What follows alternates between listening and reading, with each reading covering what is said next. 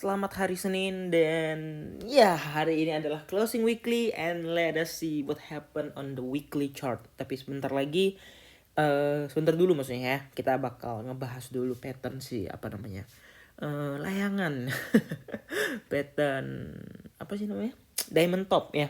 Oke, sekali lagi disclaimer on, ini adalah plan si CV, tidak dianjurkan oleh siapapun untuk mengikuti, hanya sebagai referensi saja. Untuk loss, untuk menang, untuk profit, itu semua tergantung di jempol masing-masing dan tergantung di pemikiran prosesor otak masing-masing ya. Mau entry apa gitu ya. Karena rezeki tiap orang tuh berbeda-beda ya. Semua orang bisa mengikuti trade, tapi tidak semua orang bisa profit karena rezeki orang berbeda-beda, itu yang harus diperhatikan. Oke?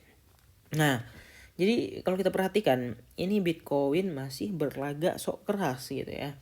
Masih stay on bullish, bukan stay on bullish, stay on bouncing dari area 20,5. Ini belum jebol-jebol karena di situ confirmation breakdance-nya ada mungkin di area segitu ya, di area sini nih.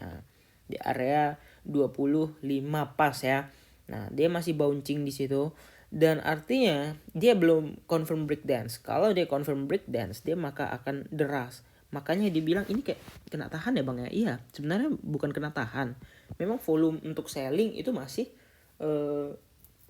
belum search ya. Artinya belum search itu belum apa ya? Kayak gini, ini search namanya. Ya, ini search volume gitu.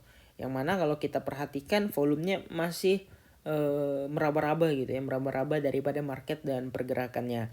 Nah, jadi untuk patternnya apakah valid? Nah, kalau terkonfirmasi valid artinya harus confirm dulu dong sama breakdance-nya ya kan. Sama si supportnya itu harus jebol gitu. Kalau jebol di 20,5 udah artinya dia bakal ke sini, mau nggak mau, suka nggak suka dia bakal retest ke 20,1 sampai 20-an ini. Kenapa? Karena di situ adalah neckline. Neckline sih double topnya itu tadi gitu. Oke. And then kita bakal bahas weekly chart. Ya, kita ubah dulu ya. Kita nggak usah pakai di sini karena terlalu terlalu rame gitu. Kita pakai yang ini aja. Nah, kita hapus dulu ya guys ya. Nah, oke, on the weekly chart let us see ya. Di sini weekly chart udah menunjukkan pola yang kita sebut sebagai rejection meskipun masih kecil. Tapi di sini udah jelas banget ya, untuk si RSI-nya itu udah jelas banget bear div meskipun, tapi Bang ini oversold banget Bang. Nah, kita lihatnya kayak gini guys ya.